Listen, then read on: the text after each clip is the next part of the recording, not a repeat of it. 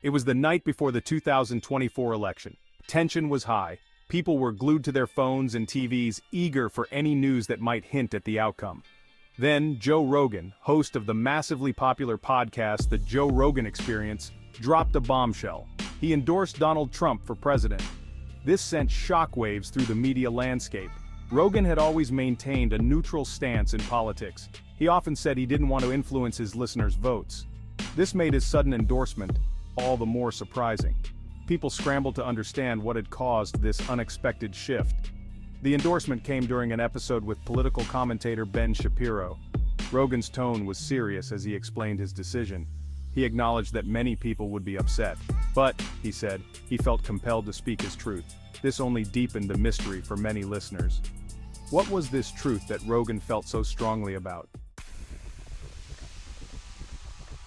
Rogan's explanation was complex and layered. He started by expressing his disillusionment with the current political climate. He felt that both parties had failed to address the real issues facing everyday Americans. He criticized the polarization and lack of civil discourse. He then pivoted to praising certain aspects of Trump's policies. He specifically mentioned the economy and foreign policy. He argued that Trump's approach, while unconventional, had yielded positive results. He contrasted this with what he saw as the failures of the current administration. However, Rogan was also critical of Trump's behavior and rhetoric.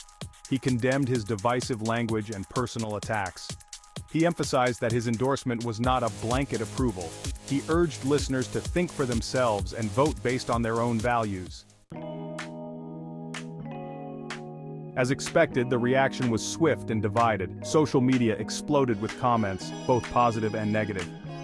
#Joe Rogan trended on Twitter alongside #Trump and #election 2024. The news dominated cable news cycles and online forums. Many of Rogan's fans expressed disappointment and anger. They felt betrayed by someone they saw as a voice of reason. Some accused him of hypocrisy, pointing to his past statements about staying out of politics.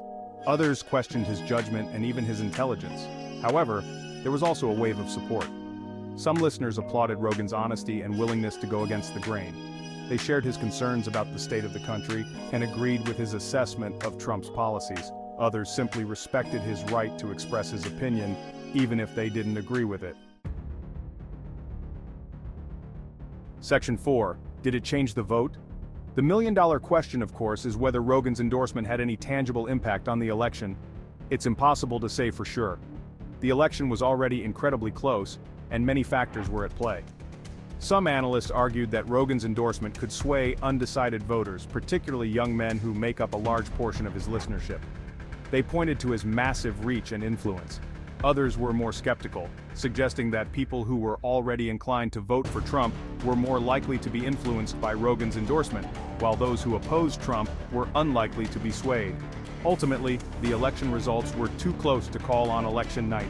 The country held its breath as votes were counted and recounts were conducted. The final outcome wouldn't be known for several days, leaving everyone to wonder whether Rogan's bombshell endorsement had tipped the scales. Section 5. The future of influence. Regardless of the outcome, Rogan's endorsement raised important questions about the role of media personalities in modern politics. In an age of social media and fragmented news, figures like Rogan have amassed enormous audiences and influence.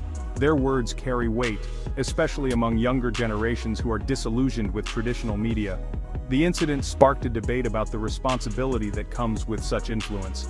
Should media personalities use their platforms to endorse candidates, or should they remain neutral and focus on providing information and entertainment?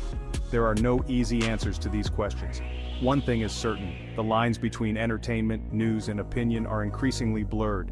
As we move forward, it's crucial for individuals to be critical consumers of information, regardless of the source. We must all be aware of the potential for bias and manipulation, and strive to form our own informed opinions.